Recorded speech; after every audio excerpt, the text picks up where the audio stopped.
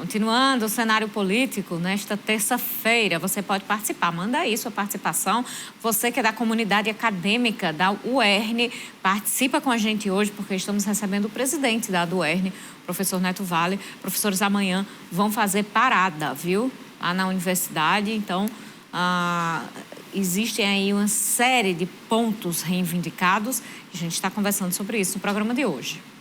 Vamos com informação. No âmbito estadual, os deputados seguem a tramitação do Orçamento Geral do Estado para o exercício financeiro de 2023. O deputado Getúlio Rego, do PSDB, pelo segundo ano consecutivo, é o relator da lei. Neste ano, o Executivo enviou o projeto com uma previsão de 17,99 bilhões de reais em receitas e 18,23 bilhões em despesas, com déficit orçamentário de 234,8 milhões de reais. Além de outros pontos indicados, como inconsistências, as emendas também estão sendo discutidas junto ao governo. Os parlamentares esperam 3,5 milhões para cada parlamentar. O relator defende que a Assembleia Legislativa destine de forma consensual entre todos os parlamentares emendas para a regularização da fila de cirurgia vascular no Estado. O orçamento deverá ser aprovado pelo Poder Legislativo até o fim do atual mandato, em dezembro ou janeiro. Interessante reforçar, Carol, que o relator do orçamento, Getúlio Rego, ele conclui, portanto, o seu mandato, né, e sua missão política, porque ele não foi reeleito. Então, esta deve ser a última missão aí de Getúlio Rego frente ali ao seu mandato na Assembleia Legislativa. E a gente viu isso agora há pouco aqui em Mossoró, sobre o orçamento do próximo ano, e lá em Natal, na sede da Assembleia Legislativa, também estão tratando sobre emendas impositivas, sobre orçamento. Então, é um assunto de destaque agora neste mês de dezembro. Pois são os momentos finais da tramitação desta matéria, que é a mais importante, né, do ano.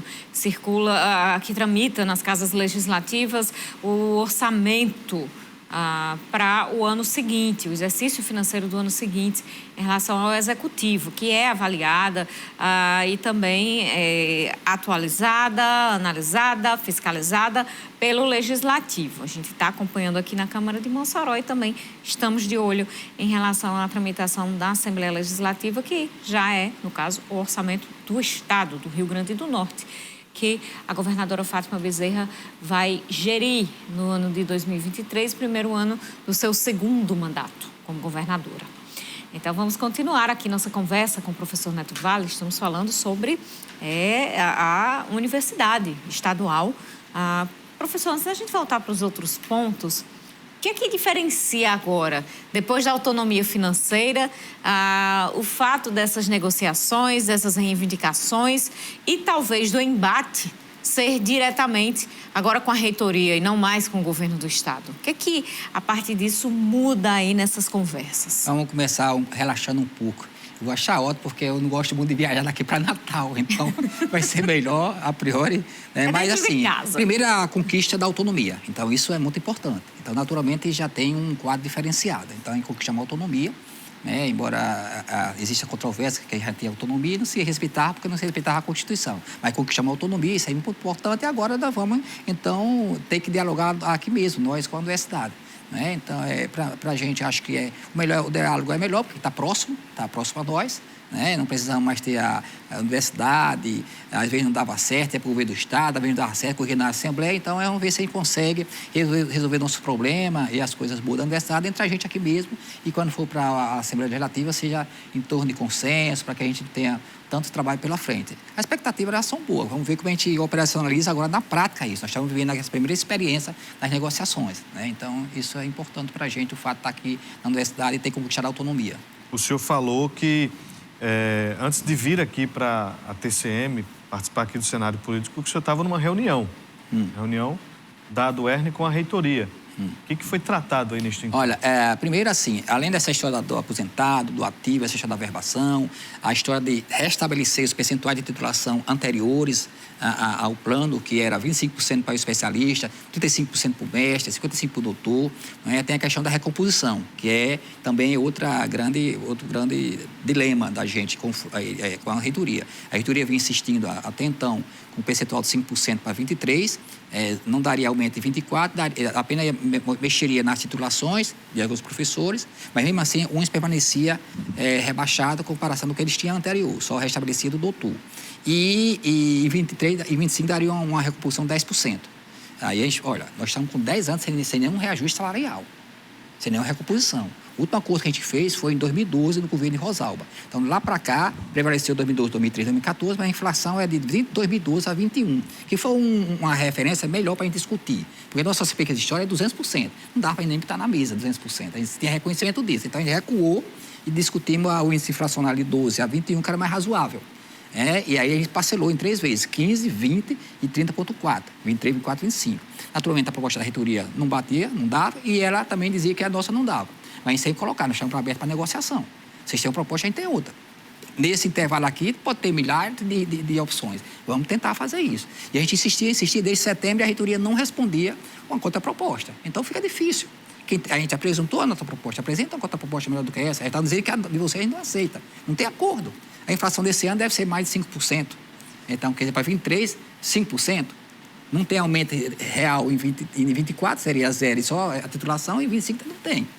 Então, hoje, esse era o divisor de água entre a gente, mas, efetivamente, hoje a gente sentou, e depois de sentar todinho, né, a reitoria, então, apontou uma proposta, uma contraproposta, eu vi até aí na página da UERN, né, que ela falou isso para a gente lá, que a ideia era trazer 25 para 24. Né?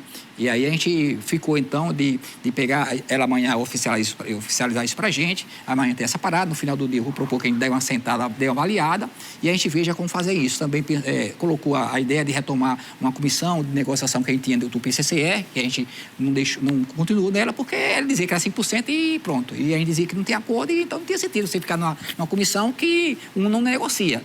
Apresenta contraproposta, mas não apresentava nada. Então, não tem sentido fazer essa comissão. Então, com essa ideia de hoje que ela colocou na mesa, efetivamente foi uma proposta nova, né? Significa sinal para que a gente possa negociar. Então, foi uma proposta do ponto de vista de um gesto positivo. E, naturalmente, amanhã, a nossa ideia no final da parada, dar uma avaliada direitinho e esperar que as alturas já nos oficializem para a gente, então, começar uma discussão agora efetivamente. A gente acha que é possível, sim, melhorar essa proposta que está sendo colocada e significa o efeito, o resultado da nossa parada. Muito positivo o resultado, que é essa proposta, reabertura da negociação efetivamente. Qual foi, então, a proposta, só para reafirmar? Como inicialmente eu estava propondo 5% em 23, não teria nenhum percentual de recomposição desculpa, em 24. Só para entender, 5% em 23. De recomposição, 5%.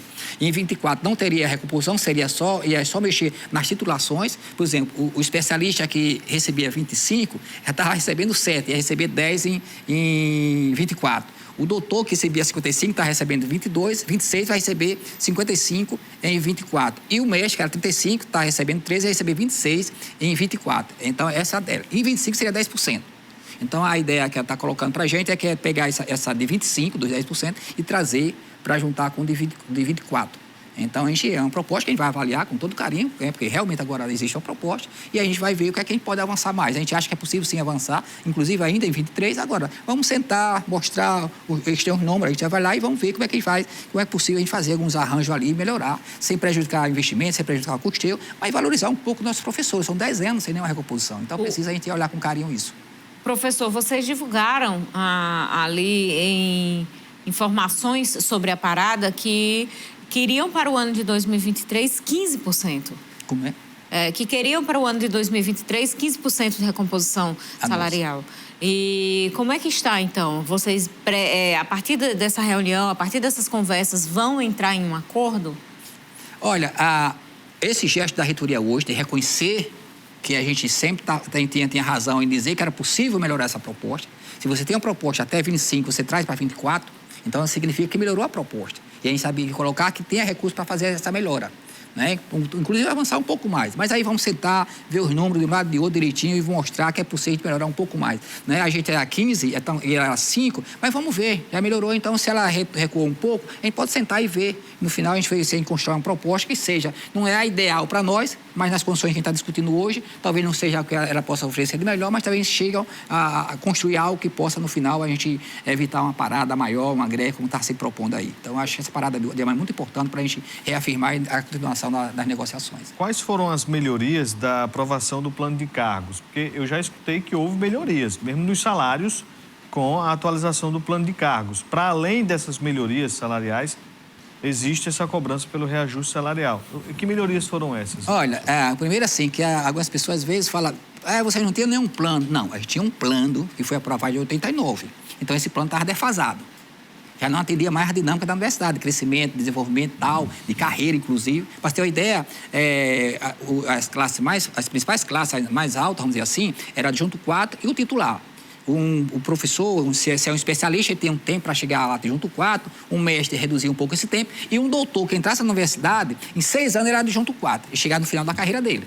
Então, esse plano novo, não. Estabelecer uma carreira que ele entra na universidade e até o final da sua carreira na universidade ele tem progressões, e tem estímulo a se permanecer na universidade. Claro, desde que a gente tenha um salário digno, que ele seja atraído para ficar na universidade. Porque nesse intervalo de tempo, nessa crise do plano velho, que não dava mais conta da universidade, e o novo que não chegava, a gente perdeu muitos professores e professoras, que foram embora para outras faculdades, em outras universidades, em função de ter um salário mais atrativo, mais federais, aqui mesmo na UFES, muitos foram. Então, é por isso que a gente luta para que a gente tenha um plano digno, valorize, para quando tem um concurso agora que vai acontecer, você observa, olha, eu vou ficar na UERN porque o salário da UERN inicial é interessante. Não vou esperar na UERN 30 anos para ter um bom salário. O que aconteceu no plano na implementação? Como esse pessoal que era de junto 4, muitos deles estavam vários anos sem nenhum aumento salarial, porque estava congelado, parou a sua carreira. Quando chegou o plano novo, então ele conseguiu descongelar esse tempo. Então teve colega que realmente teve um estímulo a mais, mas a partir do tempo que ele estava lá. Ele estava com 10 anos, com 12 anos, com 15 anos, com 20 anos, ele teve um estímulo a mais.